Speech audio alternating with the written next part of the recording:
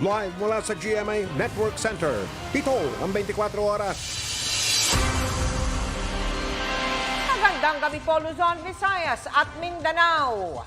Inurong ng Department of Education ang pagsisimula ng klase sa mga pribado at pampublikong paaralan.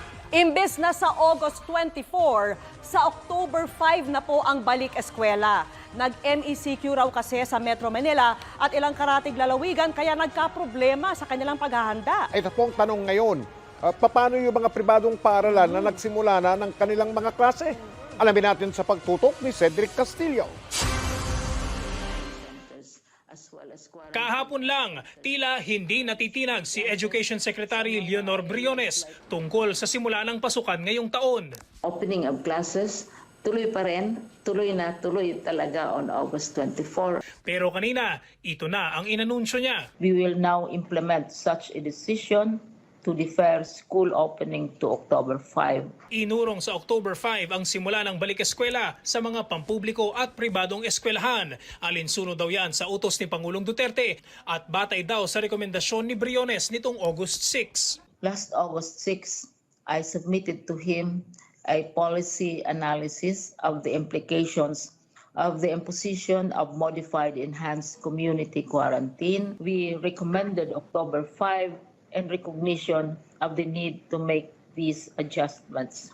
Paliwanag ni Biyernes, inurong ang class opening para sa mga estudyante mula sa mga lalawigang naka-modified enhanced community quarantine na kumakatawan sa halos 1/3 ng populasyon ng mga mag-aaral sa bansa. Dahil din daw sa MECQ, naging limitado ang galaw ng mga guro at tauhan ng DepEd. Nagkaproblema pa raw sa produksyon ng mga learning module. Pero sa mga lugar na hindi naka-MECQ, tuloy pa rin daw ang orientation at dry run ng mga paaralan. Pero bakit nga ba October 5 ang napiling petsa? Kinakalculate namin yan. Actually, ang hinihingi halimbawa ng Region 4, ang hiningi ng Region 4 ay up to September 7. September 7. Tapos, ang hinihingi naman ng NCR is 1 more week. Pero sa isip namin, mabuti nang magbigay tayo ng allowance. Baka alanganin naman kung isang buwan lang ang i-allot natin sa pag-improve ng COVID situation. Talagang pinaluwagan natin yan. Tatalima sa utos ang lahat ng mga pampubliko at pribadong paaralan, maliban na lang sa mga paaralang nasa ilalim ng mga universidad at Commission on Higher Education o CHED. Paano naman kaya ang mga private school na nakapag-umpisa na ng klase? I believe that they are doing well with the support of the local government, and sayang naman kung titigilan natin sila. Ang medyo sabay-sabay, yung hindi pa nakaumpisa at saka yung talagang pangmalakihan na kailangang ayusin ng husto. Hati naman ang opinyon dito ng ilang magulang. Basta para sa kalusugan ng mga bata yung iniisip nila, wala naman problema yun eh. Kahit anong pitsa. Dapat ituloy na yung kasi ganun din eh, kahit na i-adjust, parehas din naman eh. Diba? Kaya mas maaga sana kung itong August 24. Mas okay na kasi tulad sa amin, naka-ready na kami. Gayon din ang ilang guro. Ang kahandaan po ay hindi sapat. Ang totoo po niyan, hindi pa naman kumpleto ang aming module eh. Kinagagalak namin ang mga pagpuspo, nawa ay mabigyan ng pagkakataon ang mga guro at ang mga mag-aaral na mapangalagaan ang kanilang kalusugan. Nagulat po kami sa bagong balita na iyan dahil kami po dito sa Tinibkalan-Kosan Integrated School ay handa naman po para sa pagbubukas po sana ng klase sa August 24. Tayo rin ay nalulungkot dahil excited na rin ang mga mag-aaral, lalo na ang mga guro sa August 24 na opening. Pero kung Teachers Dignity Coalition daw ang tatanungin, nakahinga raw sila ng maluwag. Masayang-masaya po kami, no? Ito yung aming initial na reaction, po, masayang-masaya, no? Sapagkat alam niyo po, nagkaroon kami ng yung ating mga guro po ng relief. Sobra na yung stress level, no, yung anxiety ng ating mga guro, no. Ang pinakamalaking nakakapagbigay ng stress ay yung alam mo no, na hindi pa po ligtas, no, alam mo na delikado pa rin lumabas. Sabi naman ng Alliance of Concerned Teachers na dati nang tumututol sa pagsisimula ng klase sa August 24, may mga problema pa rin sa edukasyon na kailangang resolbahin ng DepEd at ng Administrasyong Duterte, gaya ng kakulangan sa pasilidad, tauhan at pagkakaroon ng komprehensibong mekanismo para mapangalagaan ang kalusugan. Suportado ni Senator Bongo ang pag-urong sa Oktubre ng klase para magbigay ng karagdagang oras para makapaghanda ang mga guro at estudyante. Sina Senador Sherwin Gatchalian at Francis Tolentino naman nauna nang sinabing gustong ipagpaliban ang pagbubukas ng klase sa mga lugar na nasa ilalim ng MECQ. Cedric Castillo, Nakatutok, 24 Oras. Kung tuloy ang pasukan sa August 24, magiging malaking hamon ito sa ilang guro, lalo na sa mga liblib na lugar sa bansa. Gaya ng ilang teacher sa Cotabato na sinusuong ang malubak na daan at matagal na biyahe para maihatid ang mga gagamiting module sa kanilang mga estudyante. Nakatutok si Chino Gaston. We will now implement such a decision to defer school opening to October 5. Bago pa inanunsyo ng Department of Education ngayong araw na iuurong na sa October 5 ang balik eskwela, tutok na ang maraming guro sa paghahanda para sana sa orihinal na simula ng pasukan sa August 24. Sa Baybay South Elementary School sa Leyte, subsub pa ang mga guro sa paggawa ng kanilang modules para sa blended learning. Humingi na sila ng tulong sa lokal na pamahalaan para mapadali ang distribution ng learning materials sa mga estudyante. Nag-need kami ng help sa mga barangay captains, sa mga opisyalis ng barangay para magtulong sa mga teachers na maghatid ng mga modules at mag-retrieve ng mga modules galing sa mga bata. Sa Hobilar District sa Albay, hirap daw ang gurong si Krishna Iglesia sa paghahanda ng mga printed materials para sa mga modules ng mga estudyante. Kanya-kanyang diskarte dahil wala raw budget na ibinigay para dito ang DepEd. Maraming modules ang kailangan para sa mga bata and yet hindi sapat ang budget na hawak ng mga kaguruan. Kaya kung titignan natin sa social media, talagang bumabaha ng solicitation ang mga teachers ngayon. Ibang usapan pa kung paano ihahatid sa mga estudyante at magulang ang printed modules. Ang mga gurong ito sa Madalam Cotabato, sinuong ang Maputik at malubak na daan at 4 na oras na paglalakbay sakay ng motorsiklo para lang marating ang mga modules na ito sa mga estudyante nilang katutubo. Kahit ang mga magulang ng mga estudyante kasama sa paghahanda sa pagbabalik eskwela. Sa Mountain Province General Comprehensive High School na may pinakamaraming enrollee sa buong probinsya, nagsagawa na ng face-to-face orientation ang mga magulang at guardian para sa modular distance learning. Para maiwasan ang dagsa, may schedule kada baitang o grade. Nagpatupad din ng physical distancing at iba pang health protocols. Chino Gaston, Nakatutok, 24 Oras.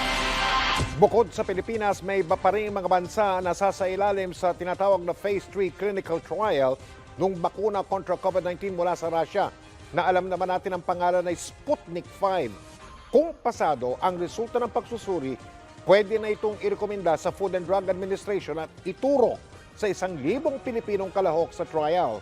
Sino-sino nga ba ang mga kwalipikado na makasali dyan sa trial na yan? Tinutukan niya ni Joseph Morong. Sa loob ng 2 linggo, posible na raw masimulan dito sa Pilipinas ang Phase 3 clinical trials ng Russian vaccine na Sputnik V. Ayon kay Dr. Jaime Montoya, Executive Director ng Philippine Council for Health Research and Development o PCHRD, ipinakita na ng Russia ang resulta ng isinagawa nilang test ng bakunang Sputnik V sa kanilang bansa, bagay na kailangan daw munang beripikahin. It seems to be, on my interpretation, acceptable, meaning they've shown that it's safe. According to them, there are no major side effects and just some fever, but 1 or 2 days and that's it. And then for effectivity or efficacy, they're able to produce antibodies kasi you measure the antibodies and according to them, it's neutralizing. They did a test. We have to verify whether it can actually kill or neutralize the virus. And then it's durable. matagal, hindi siya nawawala. Well, according to them, we have to verify those information. Sabi ni Dr. Montoya, bukod sa Pilipinas, tinetest din ng Russia ang Sputnik V sa Saudi Arabia, United Arab Emirates, Brazil at syempre sa Russia. Kung sa kanilang pagsusuri may pag-aalinlangan sila sa Phase 1 at 2 clinical trials ng Sputnik V, pwede naman daw nilang irekomenda sa ating Food and Drug Administration o FDA na huwag payagan ng clinical trials. Yeah, of course, we can reject, or most likely what we will do is we will tell them to do something else. Because I'm sure if we ask questions, the other countries will be asking questions as well. Because remember, there are a lot of FDAs across the world and they will be asking the same questions. Pero kung pasado, paano naman pipiliin kung sino ang sasali sa test? 1,000 tao lamang kasi ang isasali sa Pilipinas. Sabi ni Dr. Jaime Montoya, mga healthy na mga Pilipino, yung mga walang sakit at wala ring COVID ang pwedeng sumali sa clinical trials. Tila magkakaroon ng bunutan sa mga lugar kung saan marami yung COVID, katulad na lamang sa Metro Manila at sa Cebu para malaman kung sino-sino ang sasali sa clinical trials. Households and people are given numbers, computers are randomized. Once you are chosen a number, then you will be approached and you will be informed and oriented. Then you will execute your informed consent. If you like, then you are in.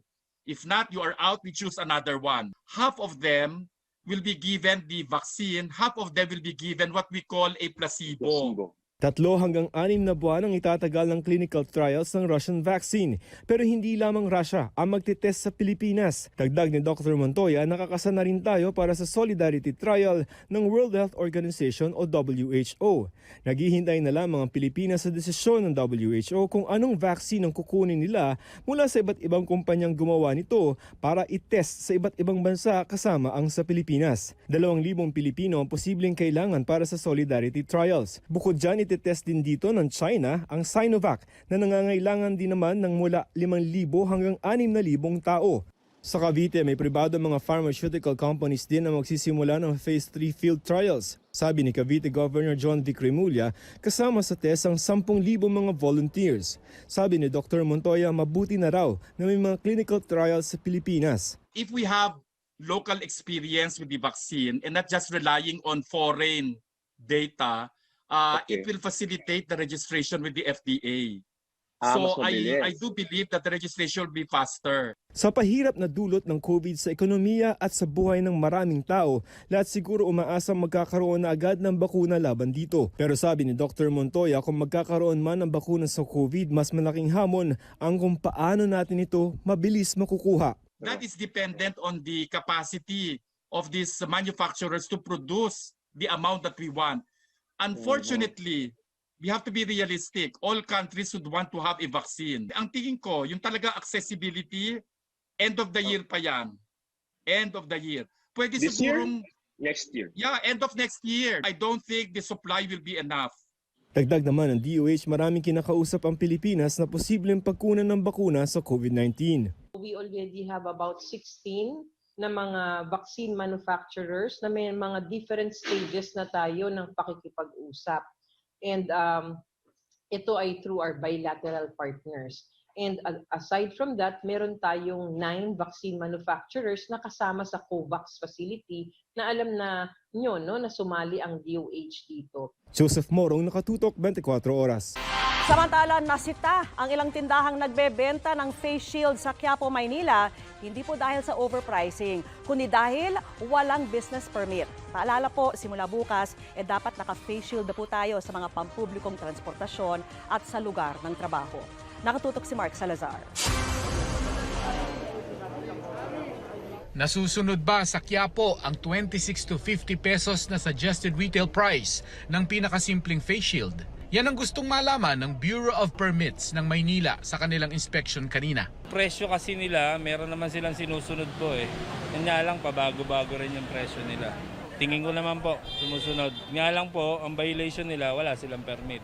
Magkaiba pala kasi ang business permit para sa wholesaler at sa retailer. At ang pagpepresyo ng face shield, halimbawa, ay nakadepende kung rehistrado kang wholesaler o retailer. Bibigyan pa ng pagkakataon ang mga nasitang tindahan sa mall na ito para mag-apply ng permit. Akin, sasabihan kita, as long nasa akin ka. Ginawa mo biyan sa akin, matigas ulo mo, problema mo. Don't blame me kung ano magiging consequence. Pag hindi sila nakapag-comply, automatic isasara po sila. Sa totoo lang, hindi na raw kumikita ang mga retailer sa face shield. Bukod sa SRP ng DOH, tinataga na rin daw sila ng mga supplier. Ang vendor po, nakadepend lang yan sa supplier. Dati, 18 pesos kuha ko sa'yo, benta ko 20, may dos ako. Kunyari sabi mo na wala, ngayon 25 na, benta kuha ko sa'yo 25. Gusto ko mabuhay, kuha ko 25, benta ko 27, 28. Oh, nakakabenta pa ako, nakita mo kaya ko pa ibenta. Tataas mo 35, siyempre si Juan de la Cruz gusto lang humabuhay. Oo, sumusunod lang di siya sa Agos. Pero ang vendor na namimili, naka-base yan sa nagsusupply. Hindi na rin daw mabenta ang face shield. Mukhang lahat daw kasi nakabili na. Naglapag na kahapon ng SRP. Binigay na namin ng 50, kahit 2 pira. Wala namang bumibili. Wala namang bumibili masyado. Halos lahat kasi nagtinda na ng face shield eh. Kagaya niya, marami sila nakuha ng face shield. Ngayon, di nila alam kung paano nila i-dispose yun. Hindi niya na mabebenta yun kasi ang dami niyang kinuha. Matumal na rin daw ang bentahan sa Divisoria. Sabi naman ng mga nagtitinda dito, ang online market naman daw ang umagaw ng kanilang mga customer. Mark Salazar, nakatutok, 24 oras. Inilunsad ng Department of Health ang kampanya para paalalahanan ng publiko na ugaliing sundin ang mga health protocol. Ang pag-iwas kasi sa virus, nakasalalay rin sa disiplina sa sarili. Nakatutok si Maki Pulido. Kung naka-face mask ka at biglang kumati ang ilong mo, anong gagawin mo? Kung hindi mo matiis, punta ka sa CR, tanggalin mo, maghugas ka ng kamay, kumuha ka ng tissue, at saka mo ngayon linisin ang iyong ilong at maghugas muli. Paano kung may gusto kang ibulong na chismis? Sa tuwing gusto mong lumapit para bubulong ng chismis, hindi mo gagawin iyan kasi posible mong mahawa ang iyong kumare o kumpare mong parehong chismoso. Tandaan, ayon sa Philippine Society of Public Health Physicians, ang 1 metrong distansya nakakabawas ng 82% na peligro, 91% kung 2 metro, 96% risk reduction kung 3 metro. Kung may face mask at face shield at physical distancing pa, halos 100% raw ang proteksyon. Ang mga ganitong disiplina sa sarili ang pinapaalala ng kampanya ng DOH na bida ang may disiplina na inilunsad kanina. Kaya bawal walang mask, isanitize sa mga kamay, iwas hawak sa mga bagay, dumistansya ng 1 metro, alamin ang totoong impormasyon. Dapat din daw magbuo ang mga LGU ng Barangay Disiplina Brigade na sisita sa mga pasaway. Sa Marikina, di lang sita, may 1,000 multa pa. For reason of compassion, saka in the interest of fairness, pwedeng mag-community service, pwede rin mag-attend ng spiritual o moral counseling.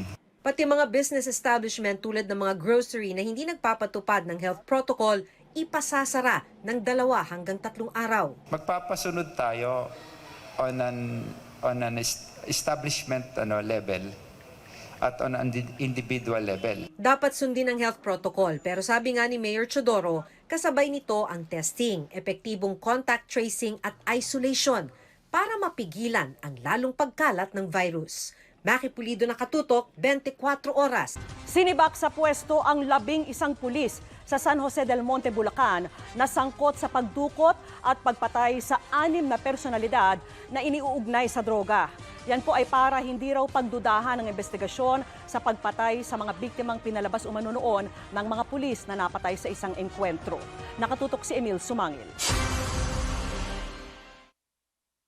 Batay sa isinampang kaso ng NBI na kidnapping and serious illegal detention with murder laban sa 11 pulis ng San Jose del Monte, Bulacan PNP, rob out at hindi totoong nanlaban ang 6 na personalidad na magkakasunod umanong dinukot at pinalabas na napatay sa engkwentro noong nakaraang Pebrero. Sangkot sa kasong kidnapping and serious illegal detention with murder ang mga operatiba ng Intelligence at Drug Enforcement Group sa pamumuno ng Noy Hepe nitong si Police Major Leo Comendador de la Rosa at ang kanyang mga tauhang sina Police Staff Sergeants Benji Enconado, Jason Legaspi, Irwin Yuson at Edmond Katubay Jr., Police Corporals J. Leoncio, Herbert Hernandez, Raymond Bayan at Paul Malgapo, at Patrolman Erwin Sabido at Rus Comadla. Kanina, nagpalabas na ng utos si PNP Chief Archie Gamboa na alisin sa pwesto ang 11 pulis. Hindi raw niya kukonsinti ng sino mang gumagawa ng mali sa pulisya.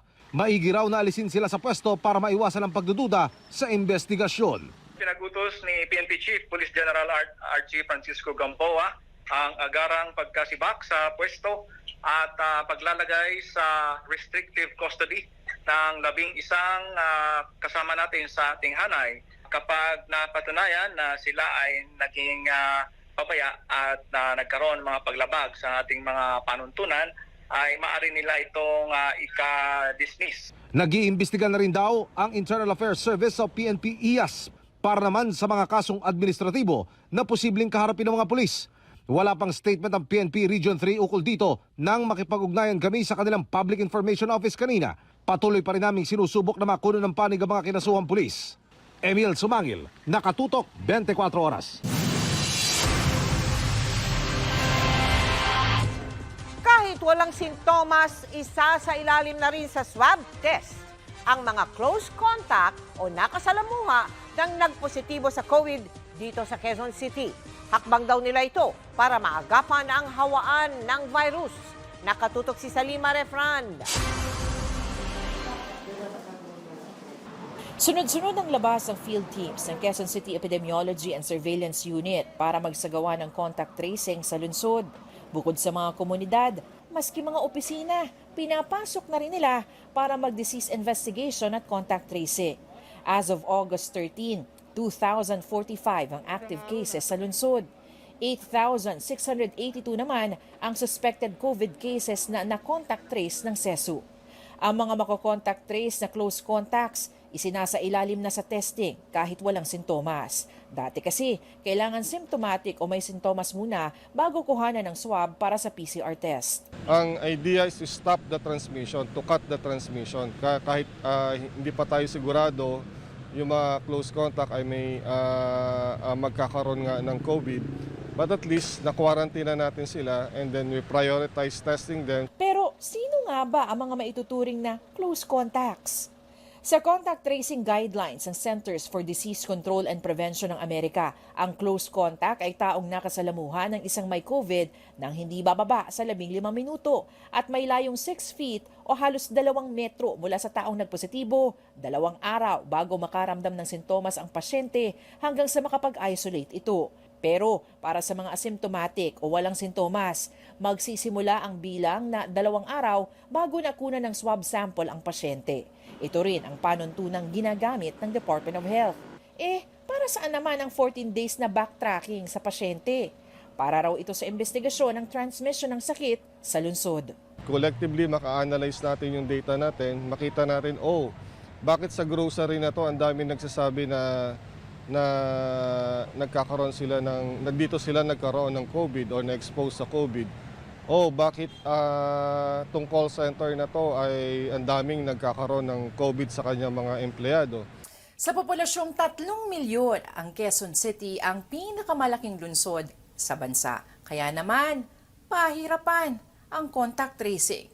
Pero patuloy na pinapalakas ang puwersa ng contact tracers sa lungsod. Mula sa 10 tao noong Marso, aabot na ngayon sa 700 ang contact tracers ng Quezon City. May bago rin silang mga service para sa pagresponde sa mga kaso. At meron na rin silang satellite district offices tulad ng field office nila sa Barangay Socorro. Imbes na sa central office, dito namang gagaling ang contact tracers papunta sa mga barangay ng District 3. Dati po, doon po kami sa central office, average of 40 cases per day ang nabababaan. Pero ngayon po, maabot na po kami ng 60 plus. Malaking bagay daw ito para sa Barangay Socorro kung saan nasa 26 ang active cases. Napapabilis po natin yung pagkakandak ng contact tracing. So once na na-inform namin si SESU, within a day po napupuntahan nila kaagad yung mga pasyente natin. Salima Refrand, Nakatutok, 24 Oras.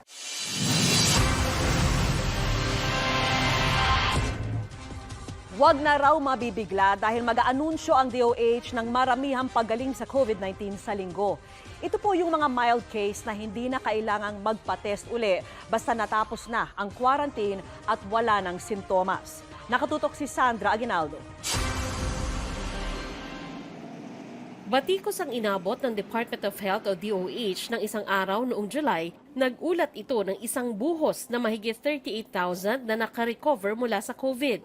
Ang paliwanag dyan ng DOH, marami sa mga nagkasakit ng COVID-19 hindi na naire-report ang kinahinatnan. Kaya nung ipatupad daw nila ang kanilang Oplan recovery, nakita ang mga naipon na kaso.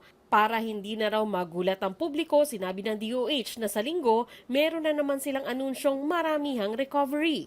Time-based recoveries ang tawag nila dito at tuwing Linggo na raw nila ito ilalabas. We had this Oplan recovery started, I think that was start of May or middle of May, no? Na kung saan tinignan natin lahat ng mga individuals na identified na positive, ni-review ang database, we reconcile, tapos nakita natin ang dami na mga individuals na identified as positive pero wala silang outcomes. Hindi natin alam kung sila ay namatay, kung sila ay nakarecover, kung sila ay active pa rin. Gaya ng dati na nilang sinabi, para sa mild cases, hindi na kailangang sumailalim sa swab o PCR test basta nakakumpleto na ng 14 na araw na quarantine at wala ng sintomas. Ganito na rin daw ang ginagawa sa ibang bansa. Ayon pa kay Vergere, batay sa pag-aaral, hindi na nakakahawa ang COVID patient sa ika-10 araw matapos lumitaw ang kanyang sintomas. Pero kailangan doktor ang magdeklara na magaling ka na. Ang median natin talaga for the number of days that they are active is about 14 days. And for the mild and for the critical and severe, nakita, it's more than 20 days. So we decided in DOH together with our experts na mild na symptomatic ang isasama natin sa Oplan recovery because it will take so much time.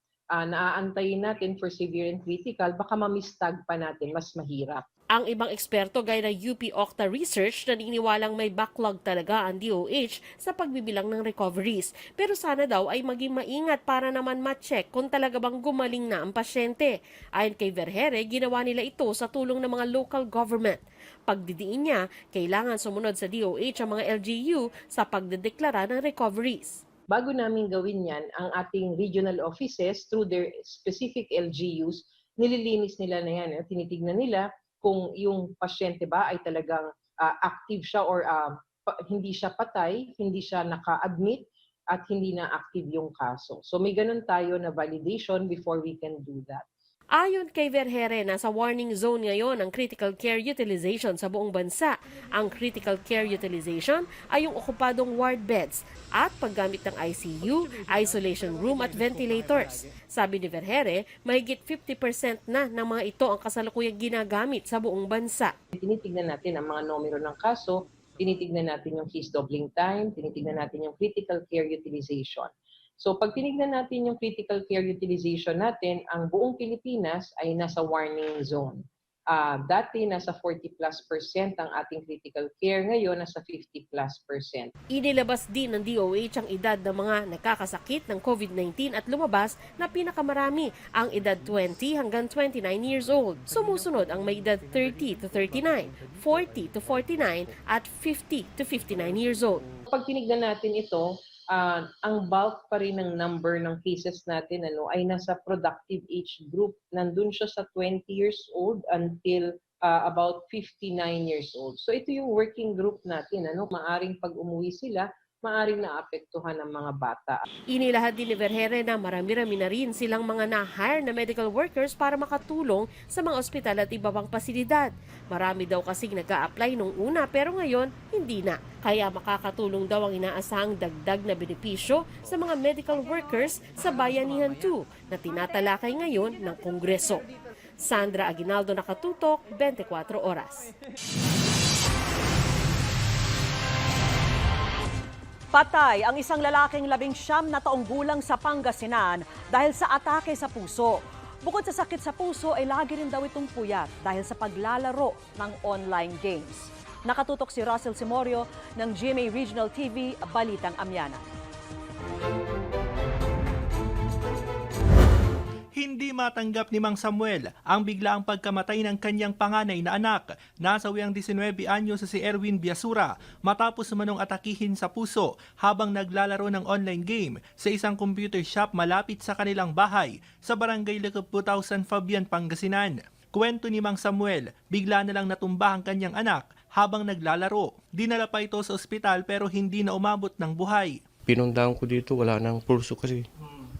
Ayun, nung ginawa ko rin yung magagawa ko na ginaganon yung puso niya para bumalik yung niya, wala na. Dagdag ni Mang Samuel, laging puyat ang kanyang anak dahil sa paglalaro ng online game. Ayon pa sa kanyang ama, may sakit sa puso si Erwin at nagme-maintenance na talaga. Siguro na-excited siya sa laro, pero kasama na rin yung puyat saka yung pagod. Kasi dito kasi mainit kasi nasira yung electric pan niya. Ayon sa Health Authority, ang pagod, puyat at sobrang emosyon ay pwedeng maging mitsa ng heart attack. Bibilis yung mga heart rate mo. Dapat iwasan mo yung mga activity na nakakapagod at nakaka-excite. Mahalaga umano para sa mga may sakit sa puso ang sapat na tulog at pahinga. Russell Simorio, Nakatutok, 24 Oras.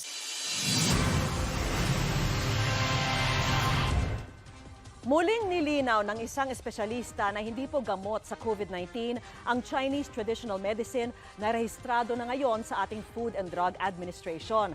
Bago pa marehistro, nasubukan na po ito ni dating Mayor at Congressman Benjamin Abalos Jr. na tinamaan po ng COVID. Ikinuwento niya ang kanyang karanasan sa pagtutok ni Easy Lee ng Stand for Truth. Hindi raw sukat akalain ng dating mayor at dating congressman ng Mandaluyong na si Benhur Abalos na sunod-sunod na dagok ang ihahatid ng COVID-19 sa kanyang pamilya. Noong Hulyo, halos araw lang ang pagitan nang isugod niya sa ospital ang kanyang inang si Corazon at amang si dating COMELEC Commissioner Benjamin Abalos Sr. Mas malala raw ang kondisyon ng kanyang ina na kinailangan daw niyang samahan sa ospital dahil meron itong demensya. Ilang araw lang daw makalipas, nag-agaw buhay ang kanyang ina. July 19, my mom almost died. I was holding her hands and we were praying together. No? And I was really crying. Pero I forgot my mask, so I guess I was infected on that day. The date I almost lost my mom. And July 21, I got swabbed. And true enough, I was positive for COVID. 2 araw makalipas, nakaramdam na raw siya ng sintomas. I felt na parang masakit yata itong mga kasukasuan ko, masakit yung balikat ko para ko lalagnatin. Mabuti na lang, si Senator Bongbong Marcos gave me this Chinese medicines. This is the Linggo. Ang tinutukoy ni Abalos, ang Chinese medicine na Lianhua Chongwen na agad daw niyang sinubok. I really don't self-medicate, pero looking at the background, mukhang effective naman. No? Mukhang ayos naman, and in certain countries it's approved. Sabi ko, why not? There's nothing to lose. So I immediately took 4 of them. 4. Ininom ko kagad. You know what? The following day, pinagpawisan ako ng sobra para ako naligo. Pagkatapos, I felt para ako Superman. Lahat ng kasukasuan na masakit na wala, lahat ng fever, everything. It's as if nothing happened. Pero hindi niya raw pinagamit sa kanyang mga senior citizen na magulang ang gamot dahil matindi raw ang epekto ng COVID sa kanila. I don't suggest this to those classes of persons, no? Pero yung mga bata naman, pwede naman siguro, wala namang problema, kamukha yung nangyari sa akin. Ngayon, nakalabas na ng ospital si Abalos at naka-quarantine sa isang hotel. Ayon kay Abalos, malakas siya ngayon at nananatiling aktibo at nag-e-ehersisyo. Ang kanyang ama, nakalabas na rin ng ospital matapos magnegatibo sa sakit. Negatibo na rin sa COVID ang kanyang ina, pero kailangan pang manatili sa ospital hanggang tuluyang gumaling sa epekto nito. Kamakailan lang inaprubahan na ng Food and Drug Administration ang paggamit ng Lianhua Chongwen, pero ang pag-aproba ng ating FDA bilang traditional medicine at hindi bilang gamot sa COVID. Pero sa China, ginagamit itong treatment para sa mga pasyente ng COVID-19 na may mild o moderate na sintomas. Sa clinical trials, lumabas na mas mataas ang naging recovery rate ng mga may mild symptoms ng COVID-19 na pinainom nito kumpara sa mga hindi. umikli rin daw ang duration ng pagiging positibo ng mga nasabing pasyente. Gayunman, ayon sa isang Western and Chinese integrative specialist, hindi raw ito dapat ituring na gamot sa COVID. Hindi ito gamot for COVID, okay? But it can help COVID patients. We have to be very clear on that. Wala pang gamot for COVID. Orihinal daw na ginagamit ang Lianhua Chongwen sa China para sa common cold at flu dahil sa antiviral at anti-inflammatory properties nito. Yung dalawang chief herb na forsythia at saka yung honeysuckle. Okay. Ito yung dalawang chief herb na tumutulong upang masugpo yung mga viral diseases, yung bacterial, at saka to remove heat toxin sa katawan natin, yung pinakamataas na level ng heat. So it includes the fever. Bagamat ang gamot na ito ay mabibili over the counter sa China, kinakailangan pa rin daw na i-prescribe ito ng doktor. Sa Certificate of Registration na inilabas ng FDA, classified ito bilang isang prescription drug. Kaya ang mahigpit na bili ng FDA, huwag itong iinumin ng walang reseta. Sa Philippine setting, hindi naka-imprint sa ating culture yung Chinese medicine. Hindi katulad sa China, it is actually imprinted in their culture. At saka may intergenerational knowledge sila na tinatawag natin, na they have the basic knowledge on how to use the herbs. Wala namang life and death na instances na nangyayari if you take this without prescription. Konti lang naman yung side effect ng drug na to. For example, gastrointestinal symptoms, yung mga ganon, nagkakaroon ng diarrhea. Kailangan din daw maging maingat sa pag-inom nito ang mga pasyenteng may ibang karamdaman at gumagamit ng iba pang gamot. Ngayong formal na nakarehistro na ito sa Pilipinas bilang isang traditional herbal medicine, paalala ng FDA na ang mga rehistrado lamang sa kanila ang maaaring bilhin para siguradong ligtas ito at mabisa. Iba't ibang pag-aaral sa buong mundo ang ginagawa ngayon para makahanap ng panlunas sa COVID-19. Ayon sa mga eksperto, kailangan pa rin daw ng gabay ng mga doktor sa pag-inom ng mga alternatibong gamot habang wala pang kwalipikadong gamot at bakuna panlaban dito. Ako si Izzy ng Stand for Truth, nakatutok 24 oras. The struggle is real daw para kay Marian Rivera na tumututok sa online schooling ng anak niyang si Zia. Bukod dito, naghahanda na rin si Marian sa muling pagsabak ng asawa niyang si Dingdong Dantes sa taping ng Descendants of the Sun. Makichika kay Nelson Canlas. Tahimik at simple lang ang naging birthday celebration ni Marian Rivera nitong August 12. Kasama niya sa bahay ang kanyang asawang si Dingdong Dantes at dalawang anak na sina Zia at Ziggy. Sabi ko sa panahon na nangyayari ngayon, parang gusto ko yung wish ko para sa lahat na maging healthy, safe yung lahat. At syempre, i-continue natin yung pagdadasal para sa isa't isa para matapos na yung kalbaryo natin na to. Habang naka-quarantine, bukod sa pagluluto, hands-on si Marian sa pag-aalaga ng kanyang dalawang anak.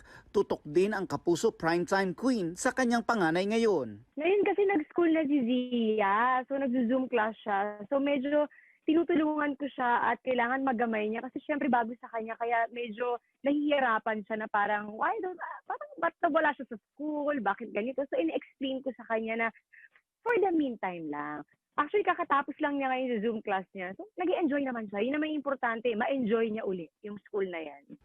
At tulad ng maraming parents ng mga nagsisimula sa online schooling, the struggle is real din daw para kay Marian. Naghahanda na rin si Marian sa muling pagsabak ni Dingdong sa taping ng Descendants of the Sun. Bahagi ng safety protocols na ipatutupad ngayong may COVID pa rin, ang closed group sa taping o walang uwian hanggat hindi natatapos ang lahat ng eksena. Oo, actually mga 12 days yata siyang hindi makakauwi ng bahay.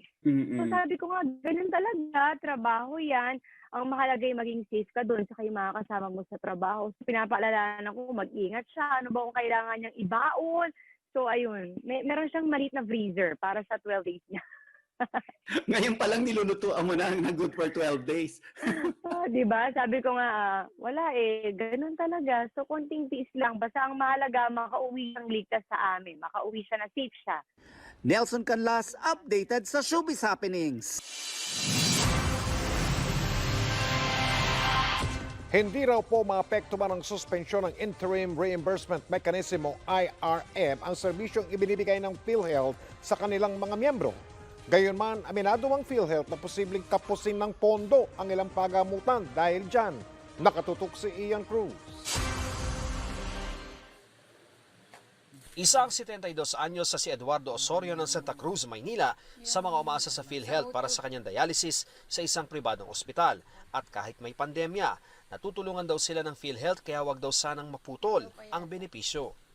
So medyo worried din kami kung hindi na kung hindi na sila makakapagbigay ng pera sa hospital kasi ibig sabihin yung 3,300 per session ni tatay na is kami na ulit yung sasagot nun. Pagtitiyak ng PhilHealth, tuloy ang ganito mga serbisyo kahit pa sinuspindi ang pagbibigay ng Interim Reimbursement Mechanism o IRM matapos ang alegasyon ng irregularidad na naungkat sa investigasyon ng Senado. Ang IRM ay cash advance na ibinibigay sa mga ospital at healthcare institutions para meron silang madudukot na pondo sa panahon ng emergency. There were issues in the congressional inquiries. So we thought it best to address these issues first. Aside from the controversy surrounding this IRM. No? So lahat yon ay aayusin muna before we release it again. Ayon sa PhilHealth, suspendido man ang IRM, tuloy-tuloy naman ang pagbibigay nila ng benepisyo sa kanilang mga miyembro, lalo na sa tinamaan ng COVID-19 pandemic. Pero aminado rin ang ahensya, baka may ilang mga pagamutan na kapusin ng pondo dahil sa kawalan ng IRM. It's only the IRM that we suspend muna yung processing. So yung effect lang nito is liquidity, immediate liquidity, financial liquidity ng mga hospitals. Because when we can give the IRM, mabibigay kaagad yung pera sa kanila. Ang Philippine Hospital Association na mahigit 1,900 institusyon na miyembro sa buong bansa, sinabing malaking kawalan ng IRM lalo't naghihikahos ang maraming pribado at pampublikong ospital dahil sa epekto ng pandemya.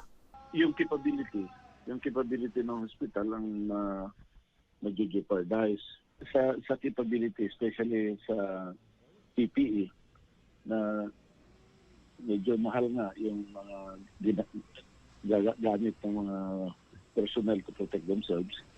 So, ayun. And then, kailangan yung iba, they are planning to buy ventilators. And yung mga iba, expand ng isolation rooms. So, may mga physical constructions sa hospital na kailangan gawin. Ang alegasyon ng ilang senador, hindi umano patas na naipapamahagi ang IRM sa mga ospital at meron umanong napapaboran.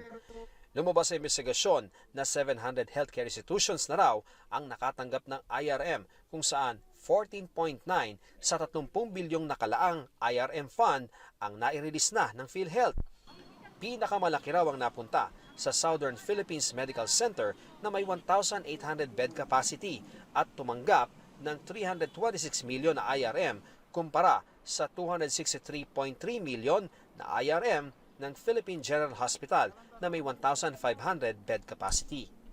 Ang Private Hospitals Association of the Philippines o PHAPI, sinabing sa higit 700 nilang miyembro, nasa 127 daw na miyembro nila ang hindi nabigyan ng IRM. Sabi ng PhilHealth, naging prioridad daw nito ang mga institusyong nakafocus sa COVID-19 kaya sila nabigyan ng IRM. Napakahalaga raw ng IRM lalo't sa pandemya, bagsak ang operasyon at lubhang magastos ang pagpapatakbo ng ospital. How can the hospital sustain its operations? No, if it's bleeding, it does not get payment from the reimbursements it's supposed to receive from PhilHealth. It does not get support in terms of IRM. So how will the hospital now survive? If it's going to continue to open, it will probably just operate with a minimum number of staff, or maybe even less, no? Because it's already a bleeding hospital. How can we operate without revenue? Iba-ibang ways to assist our healthcare providers, lalo na in a calamity such as this. Hindi titigil ang aming regular benefits, meaning yung inpatient benefits which is a range of 43,000+ up to 786,000 depending on the severity of the disease, yung ating testing packages, yung ating community isolation packages, tuloy-tuloy po yon. Ian Cruz, Nakatutok, 24 Oras. Hawak na po ngayon ng mga otoridad ang isa sa mga lider ng Abu Sayyaf na si Edang Susukan. Isinuko siya ng chairman ng Moro National Liberation Front na si Miswari. At kasama sa iniimbestigahan ay yung pananatili sa bahay ni Miswari ng terorista. Nakatutok si JP Soriano. Left hand niya is putol. So, yun yung isang reason kung bakit daw siya nasa Davao City dahil magpapagawa ng prosthetics hand. Yan ang isa sa mga tinitignang dahilan ng mga otoridad kung bakit nasa Davao City ang Abu Sayyaf sub-leader na si Andul Jihad Susukan alias Edang. May 34 na warrant of arrest para sa murder, frustrated murder, kidnapping at serious illegal detention si Susukan na natuntun sa bahay ni Moro National Liberation Front o MNLF founding chairman Miswari. Since ang MNLF po ay may peace agreement sa ating gobyerno, so kinausap po natin sila na i-hand over itong si Susukan. Wala naman kami naging problema, so peacefully nakuha natin si Susukan. Si PNP Chief Archie Gamboa, pinasalamatan si Chairman Miswari sa pagtulong sa negosasyon sa pagitan ni na Police Colonel Kirby Craft at Edang Susukan. Isinailalim agad sa medical check-up si Susukan sa Camp Quintin Merecido Hospital bago dalhin sa Camp Aguinaldo sa Quezon City. Sabi ng AFP, ang pagsuko raw ni Susukan kay Miswari ay hindi magbibigay sa kanya ng immunity. Pumayag po si Chairman Miswari at yun pong joint forces ng AFP at PNP ay nagtungo sa kanyang tahanan at isinilbi nga po ang warrant of arrest. Ite-turn over sa kustudiya ng Armed Forces of the Philippines buhat sa PNP itong si Edan Susukan until the court has decided kung saan ultimately ipipiit itong si Edan Susukan. Ayon naman kay Defense Secretary Delfin Lorenzana, walang nakakaalam sa mga otoridad na dumating sa Davao City noong Linggo si Susukan. Base raw sa impormasyon na kanilang nakuha, sinasabi ni Miswari na isinama niya si Susukan para isuko sa mga otoridad.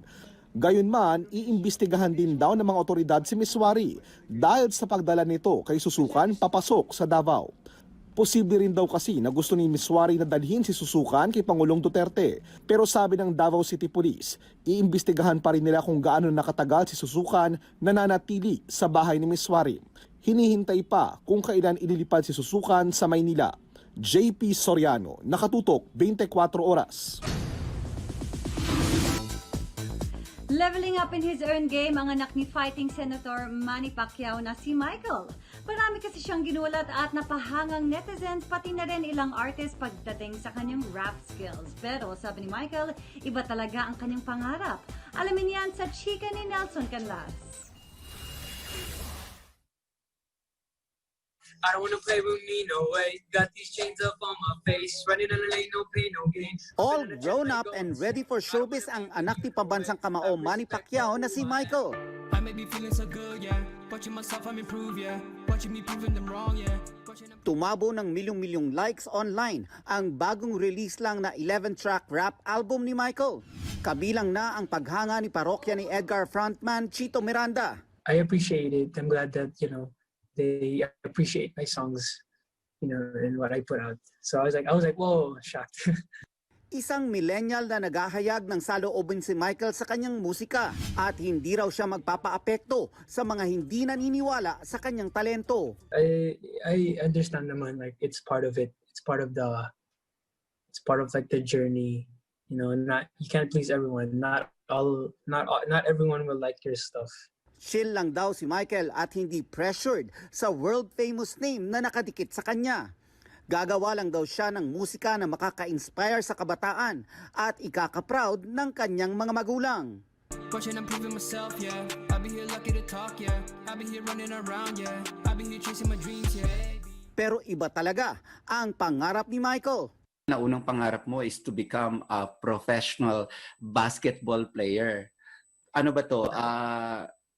Nilagay mo na lang ba muna sa tabi to and you're going to concentrate on singing muna? Opo, actually, yeah. Because quarantine happened, so I can't like train as much as before. Saan ka ba mas magaling? Sa tingin mo, basketball or sa rap? I think basketball actually. Basketball, because that's for me. For me, basketball is actually like I think I want to do. Pero sa ngayon, gagamitin muna ni Michael ang talento sa rap para magbigay inspirasyon sa mga tao. A lot of people message me na they were like, oh, I'm inspired by your, I'm motivated also, and they were like, thank you for the songs you make, and yeah, it's just I do it for them as well. It affects me because that's how I dreamed of it, you know, sharing my talent to inspire and to help other people through what I do, and I'm glad that's happening now.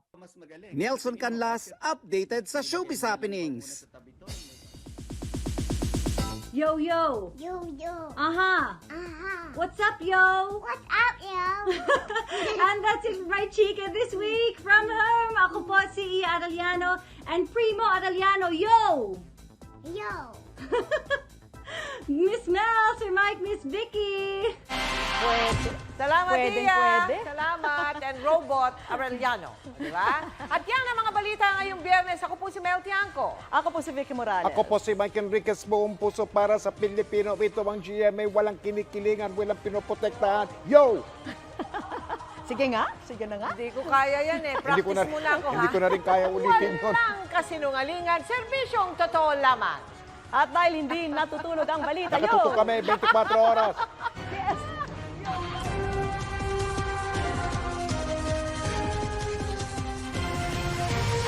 Hindi natutulog ang mga balita.